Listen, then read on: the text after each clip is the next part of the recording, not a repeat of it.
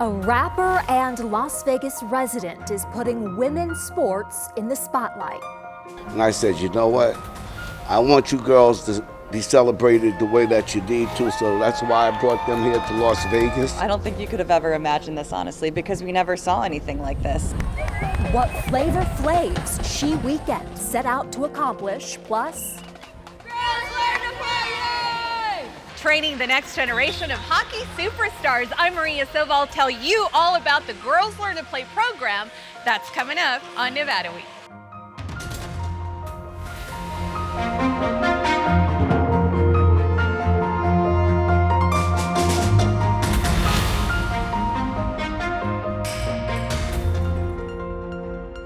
Support for Nevada Week is provided by Senator William H. Herrnstadt and other supporters. Welcome to Nevada Week. I'm Amber Renee Dixon. The first ever She Weekend in Las Vegas marked an important moment in women's sports, but is the momentum it created sustainable? That discussion is ahead, but we begin with what She Weekend entailed.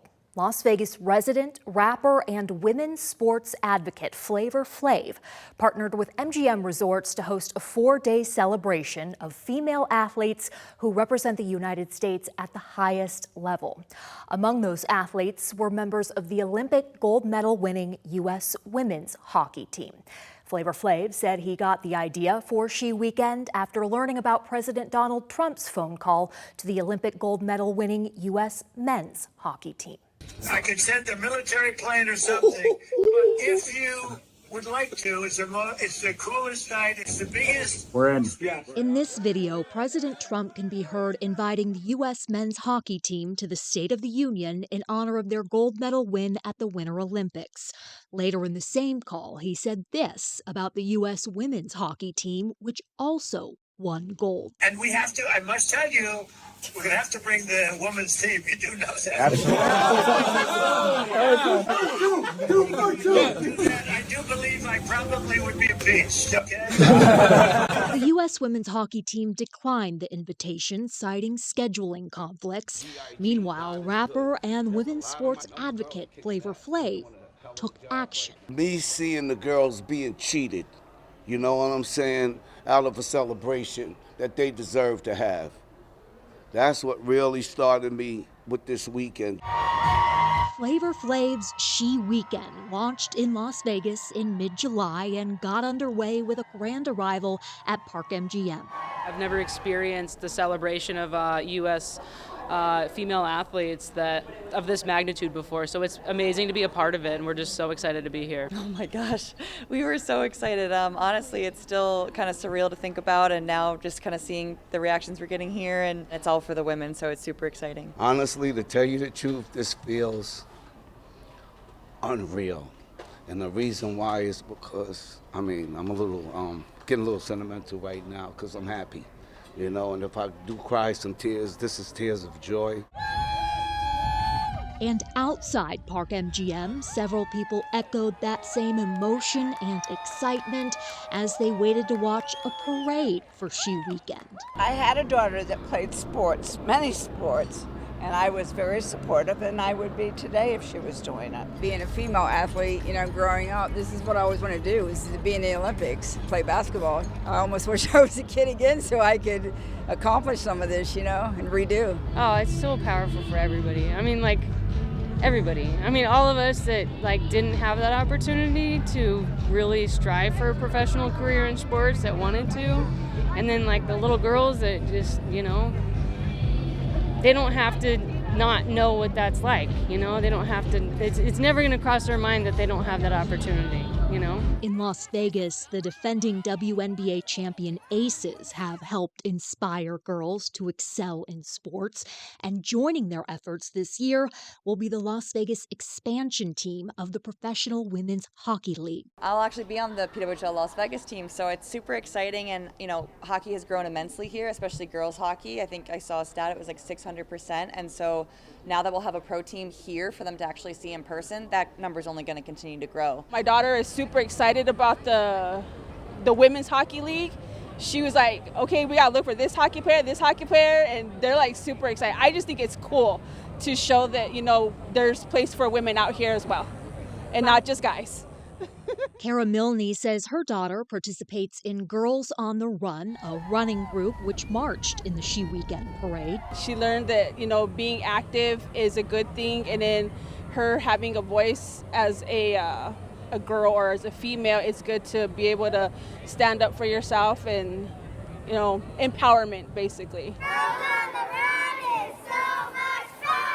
Lennox Simpson walked in the parade too, and her mom credits Girls on the Run with giving Lennox confidence. She herself actually told me that she has learned that she can come out here and do whatever she wants. So she was telling everybody at school, if you want to be a professional athlete, you can do it. Hey, there they go. What's up, y'all? How y'all doing?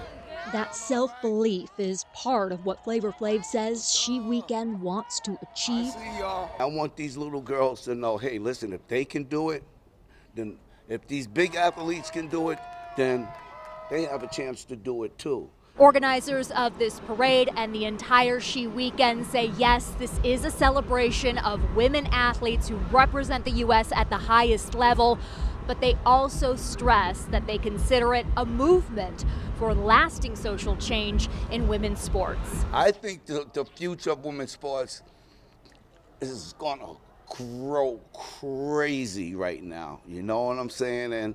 And I just want to say, women's sports are just as important as men's sports. Not only that, but a lot of these women are playing their sports better than the men are playing their sports. And Flavor Flav says the future could also include a She Weekend every year, an event these athletes say they're thankful for and not too long ago could have never imagined. Because we never saw anything like this. And I think it's, about time that the women get the recognition that we deserve. And so, I never could have imagined this as a kid. And what did you think about the president's comments that led to all of this? Honestly, I'm just grateful for all the outpouring of love and support that we've received since those comments. I think it just shows how supportive, the majority of the United States is for women's hockey and women's sports in general. She Weekend put female athletes center stage, but will that attention translate into lasting growth for women's sports? I spoke with Nancy Lowe, a professor of sport management at UNLV, and I began by asking her how significant She Weekend was.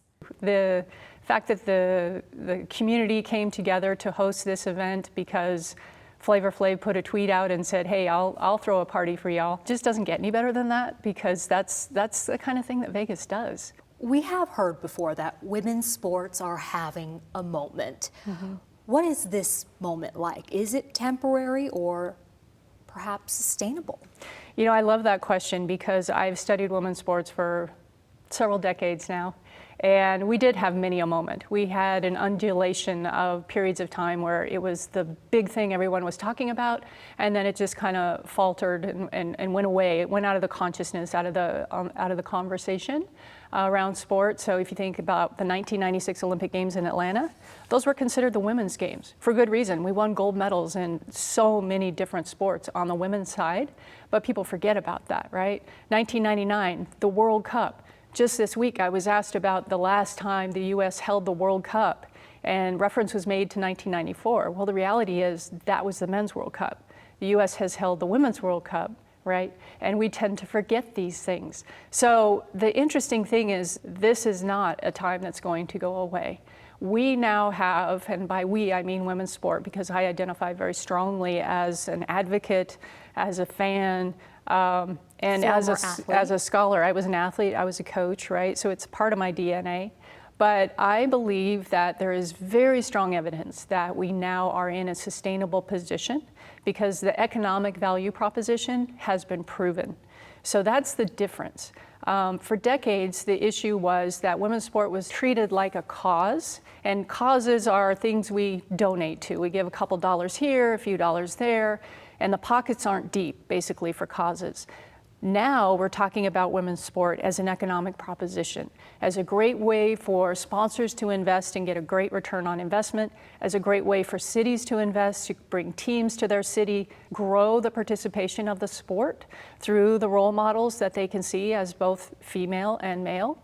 And so this is not something that's going to go away. There's many a data point to support the fact that women's sport is on an upswing. In fact, we call it a hockey stick trajectory, meaning the up, right?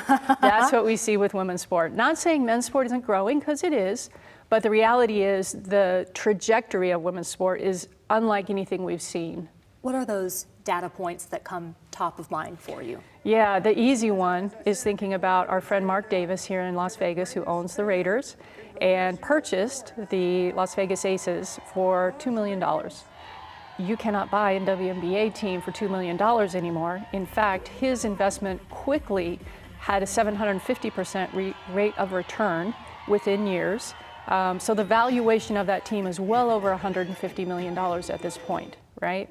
Those are the kinds of numbers when we say return on investment that have gotten attention, right? Previously, if we're talking about sponsorship, it was assumed that there would be a return on investment if you invested in the NFL or Major League Baseball or what have you. But there was also an assumption that you would not have a return on investment if you sponsored women's sport. Well, now it's quite a different proposition, because now that investment in women's sport is probably going to be less, but the return on that investment is likely to be greater. What happened for people to reject that assumption and start investing more in women's sports? Yeah, it's been a cultural phenomenon. There's a number of factors. I think the two biggest factors are what I was just speaking of, the business case for women's sport. That's a huge one. When we start talking about women's sport as a viable business, that first piece leads to the second, which is media. So most likely the singular, if we were going to point out one really singular change or shift, it's the disruption of social media.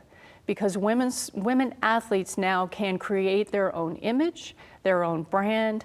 They can control the narrative around who they are and what they do as an athlete or as a woman. And frankly, that was very poorly done when it was up to the marketing people to try to present them as a commodity, if you will. Case in point, let's think about Serena Williams, right?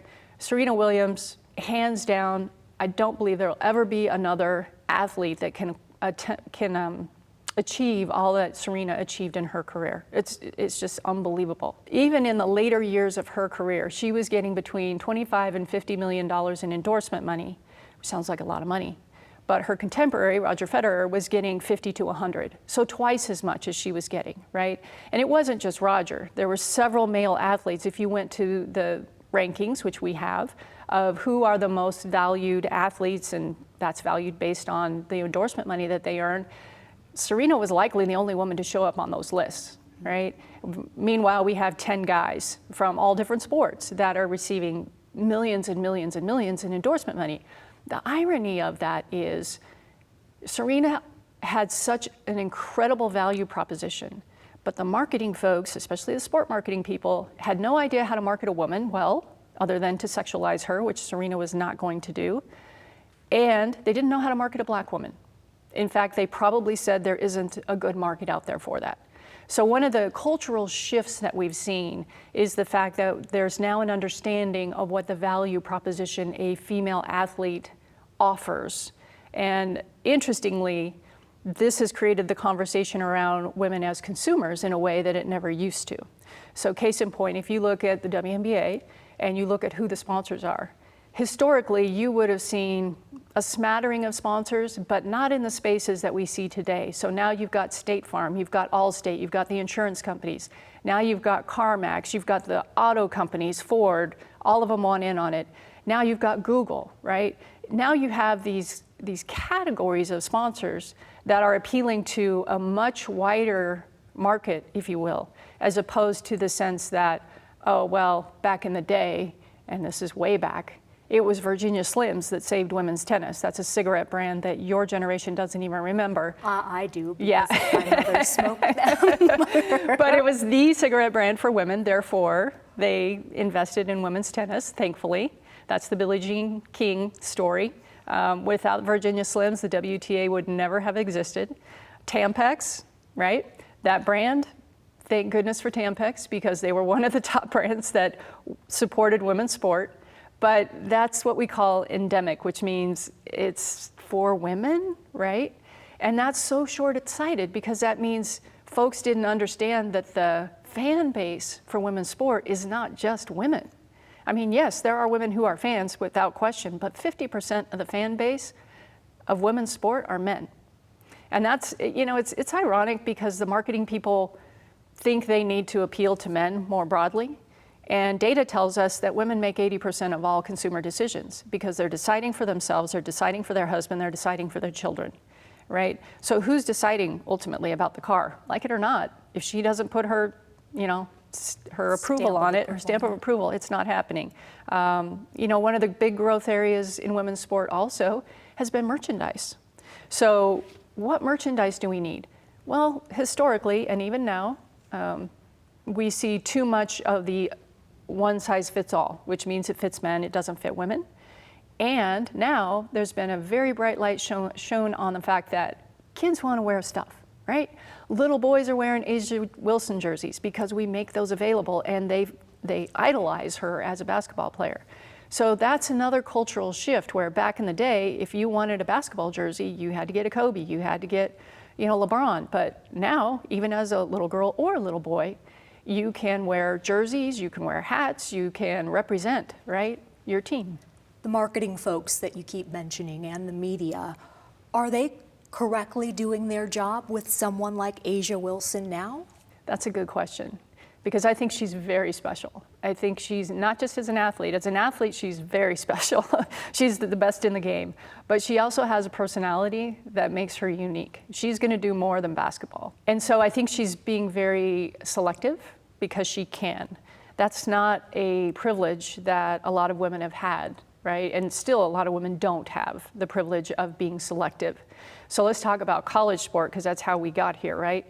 To some degree, name, image, likeness, yes, that happened very recently has brought to the fore a number of female athletes that have brought more attention to women's sport. Caitlin Clark, Angel Reese, right?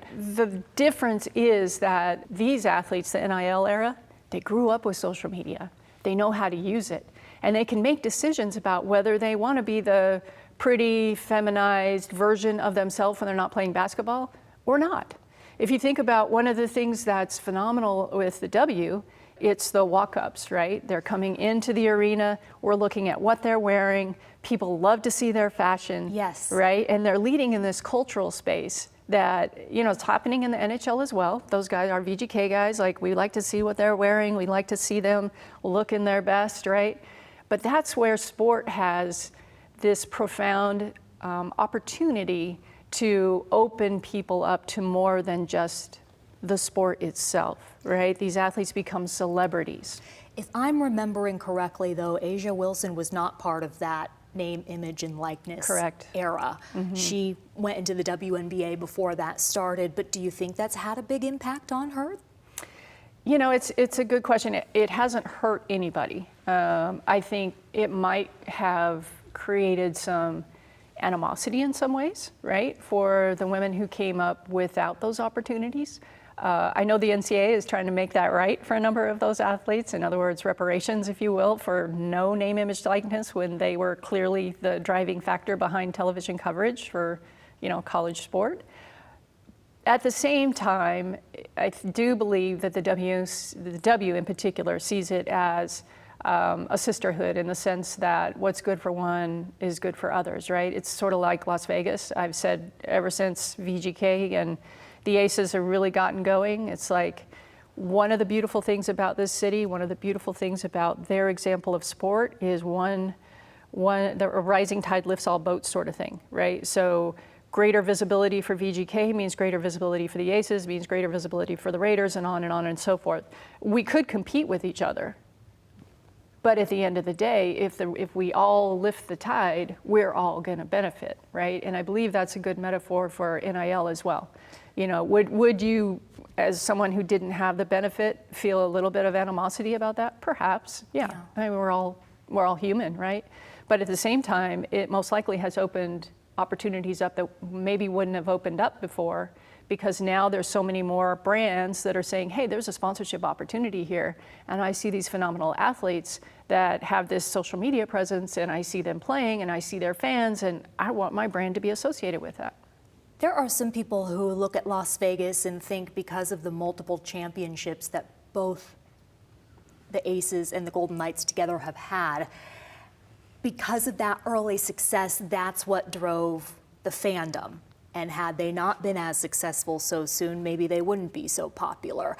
And I'm wondering, with this new professional women's hockey league that is coming, is that what they're facing? How successful do you think they're going to be?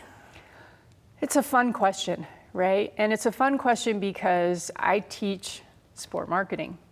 And one of the things I teach my students is if you are banking on wins to sell your product, you're not doing your job. The reality of sport is there will be a down season. There just will. At this point last year, our Aces were not doing well at all. And I remember being with Nikki Fargas watching a game, and she said, it's okay, that's gonna turn around. And it did. We won, we won last year. Now, as far as championships, no question. Everyone wants to be affiliated with a champion, and the city of Vegas wants to be affiliated with winning, of course, no question. Has it hurt the Raiders to move here? No, it has not, right? Have they had phenomenal success and won championships? Unfortunately, not yet. We'll hope that that's on the horizon. The interesting thing with the PWHL, the Professional Women's Hockey League, is that we are the beginning of the movement west. The real hockey hotbeds, especially for women's hockey, are back east and in Canada, right? And so the interesting thing about coming to Las Vegas is it plays more on the model of they've been hosting games in different cities, and when they go to that city, they sell it out, right? They went to Pittsburgh and they sold it out. They went to Denver and they sold it out. So it's a little bit of that model. Like if we play in Vegas, people are going to come, very much like they do for Raiders games, right? So I do believe that the economic proposition is a little more similar to the Raiders' economic proposition, which, if you go to games, it's not always a home game. Right. Even in Las Vegas, right? A lot of visiting fans. A lot of visiting fans. But then we also have our true diehard local fans, right? So I think you're going to see both at PWHL games, a nice complement of local fans and visiting fans. And that will make it fun. It'll make it unique and special. As Lowe explained, Las Vegas's new professional women's hockey league team will have an opportunity to build both a local fan base and the sport itself. One Southern Nevada program has already spent years building the girls' hockey community. Maria Silva shows us how the program is helping girls develop their skills and find their place on the ice. Inside the Las Vegas Ice Center, you will find these young players honing their hockey skills, all part of the Girls Learn to Play program. Who's 5 years old here? Who's 5 years old? The beginner-friendly all-girls hockey program. Good job, good job. Let's go, Bob. Come on, you can do it. Empowering young girls to hit the ice. Awesome, I'm glad you learned how to get up. That was good. According to organizers, one of the biggest barriers to growing girls hockey is that there are few programs specifically for girls. In most entry-level programs, girls compete with boys, most dropping out due to the physical and social challenges of being the only girl on the team, and most giving up on hockey before they make it to an all-girls team. Ready, and go. Equipment costs present an additional barrier. To counter this, the Girls Learn to Play program provides all necessary equipment rentals in its one-time $100 fee. Good, outside edge. Ready, set, go. The program also helps Good these job. young players develop the hockey skills necessary to succeed at the next level and advance to the Las Vegas Storm girls program. I play goalie, and our normal position is knees bent, hands out, stick on the ground. 10-year-old goalie Luciana Severino started in the Girls Learn to Play program when she was just 5 years old. They taught me how to skate, stop, skate backwards, how to do turns, and how to stick handle, shoot pucks. I love being the goalie because they count on you, and if you save a shot, they're always like, good job, you saved an awesome shot. The awesome shot-saving goalie is part of the 10U Storm girls travel team. I think a lot of parents like me probably had the misconception that like, oh, it's a boys' sport. And I'll admit that I first thought that originally, and I was a little nervous about getting her involved in it. She loves the challenge, she loves the excitement, she loves the team environment, and I would give hockey a chance, even if you're not a hockey family. Another win for these talented young athletes in training, the seasoned coaching team. We're very lucky that we have Brittany Brooks here, having a female lead who played hockey herself, who understands what it takes, and to see the growth in women's hockey that wasn't available when Brittany played. And now we're going to have a PWHL team here. That's huge. So the girls are really excited. Yep, Luciana is really excited about our PWHL Las Vegas team and has already set her goal when it comes to her hockey career. If I keep doing hockey, I can go up there and be at that level and do it with them. Learn to play on 3. 1, 2, 3, go!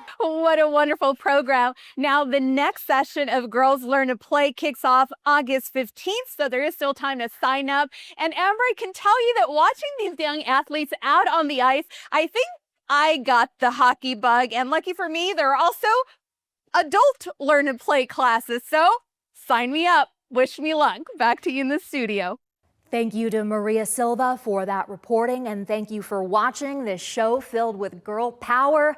For any of the resources discussed, including where you can learn more about the Professional Women's Hockey League expansion team that starts play in Las Vegas this year, go to vegaspbs.org/Nevada Week, and I'll see you next week on Nevada Week.